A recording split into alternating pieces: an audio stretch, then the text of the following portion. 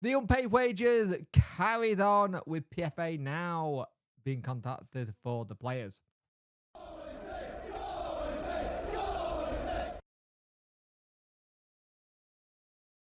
Hello and welcome to the video. If you could like, share, and subscribe, I much appreciate it. Liking up the algorithm, sharing gets in front of people's faces, and subscribing lets me know you like the channel. If you like to see more, please do so. Just don't go the wee woo because I do not want to be on the floor.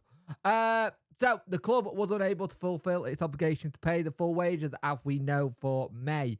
On Tuesday, it was charged with multiple breaches of EFL regulations, with footballing and backroom staff and a number of senior non-footballing staff for March as well.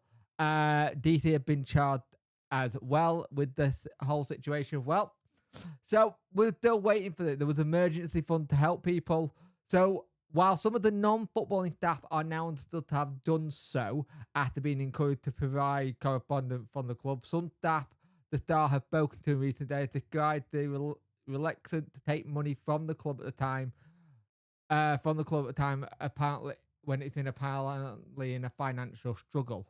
Now that's I don't know what I feel about that kind of thing. I think there's a lot of people at our club who love the football club and don't want to seem to be taking money when it's struggling, but you're meant to get that money.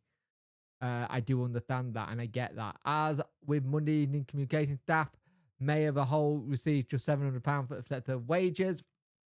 It had been previously that the club were going to be paid on Monday. It didn't happen, and we're still waiting for it as well. And now you go on to the players. Non-payment of players have continued, and the Dart understand that the PFA are aware of the issue. Raiden have contacted with the Wednesday players, so you've now got players who still haven't got their wages, and now the PFA is in control of that.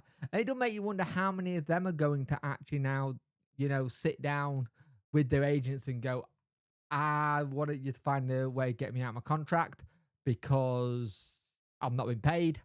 And you're going to have someone might be looking at breach of contract. You think of someone like, say, if Josh had found a club that he wants to go to in America or say anywhere else that he wants to go. We know he had his heart set on going to Argentina and Brazil at one point and playing out there and having that experience.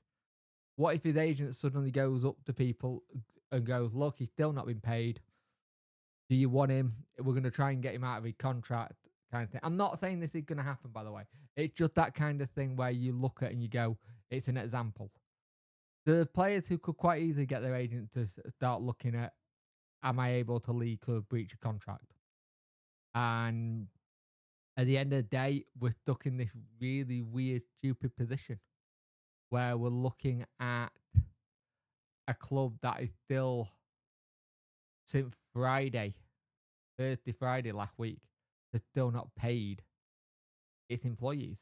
And that's on DC. That's on DC. That's on people trying to sort it out. But at the end of the day, it's still rumbling on. And the more it rumbles on, the more you just fathom how some of these people are being able to get on with day-to-day life. Like, especially if it's someone who's desperately in need of cash and doesn't have a savings, who work paycheck to paycheck. A lot of people do these days work paycheck to paycheck. Not the right way, but sometimes there's things that they can't control of what their rent is or how much their mortgage is, so they have to. So that's where we're at with it. So PFA involved with players and people still haven't been paid yet. I hope to dear God that it's done very, very quickly and it can be sorted. But at the time of recording this, no, it's not. It's the 4th of June at 6:20 at night. People still not paid.